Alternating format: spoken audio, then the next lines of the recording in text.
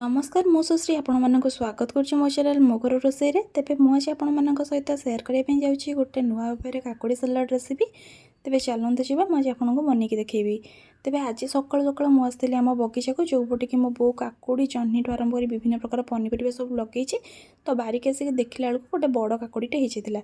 तेबे आम बिल्लू ये नहीं आसला। तेबे चलतु से मैंने आम बारी जो सब जिनस होती तो से मुझे आपको बनईकी देखी। सहित ये नहीं जाइए कि फ्रेश धनिया जोटा कि बड़ धनिया कहती। एबे मु नहीं जाइए कि लेंबू जोटा को आम सालाड कला सालाड रे पकेबा।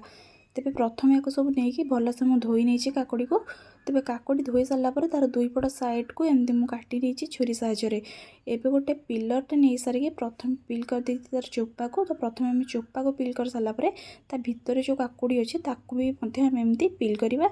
तेबे देखो एबे भलसे चोपा को छड़े सारापर एमती काकुड़ी पिलर को लेकिन भलसे एमती तार छोट छोट पतला पतला स्लाइस मु काटिकी माने एमती पिल कर नहीं। एबे भलसे काकुड़ी को लेकिन पिल कर रखी सारापर देखो ता लुकटा केते भल आसूची। एबे आमे ताको गोटे बाउल को ट्रांसफर करनवा। एबे काकुड़ी को बाउल को ट्रांसफर कर सारापर से मिसौची गोटे कप एठी पूरा फ्रेश दही। दही आपण मैंने चाहिए खटा दही भी नहीं पारे किंतु मो जगह पूरा फ्रेश फ्रेश दही नहीं। एबे से पकाउची एठी गोटे चामच लुण दही अनुसार एठी लुण नहीं जाइए। एबे से रखि लेंबू को एठी मु भलसे चिपुड़ी नौची। एबे सबको भलसे एठी मु मिक्स कर नौची। लेंबू पकाइबा द्वारा दहीटा सांगे सांगे छिंडी जाए से मुझे जल्दी जल्दी मिक्स करुँची। ता सहित जो लुणटा आम पकेले से धीरे धीरे काकुड़ी को भी नरम करनब। तेबे एबे मु ताको भलसे एठी गोलेकी रखी देछि। एबे भलसे मिसई सारा पर देखो आम काकुड़ी एठी पूरा सॉफ्ट हो आसलानी। एबे से गोटे चामच एठी मु बड़ चामच एठी धला राशि दे देछि। धला राशि जोटा कि फ्लेवर आने हेल्प कर आम काकुड़ी सलाड रे। धला राशि को मु गोले नहीं।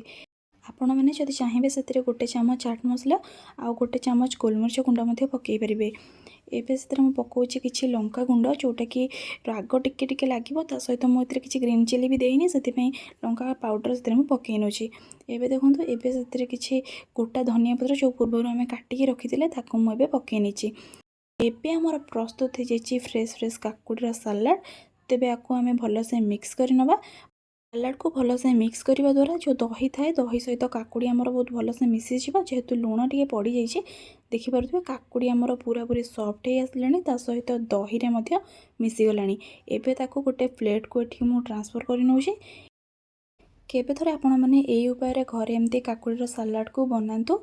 ये उपाय काकुड़ी सलाड आपण मानकु वेट लॉस ता सहित स्किन ग्लो करिवारे मध्य हेल्प करिवो।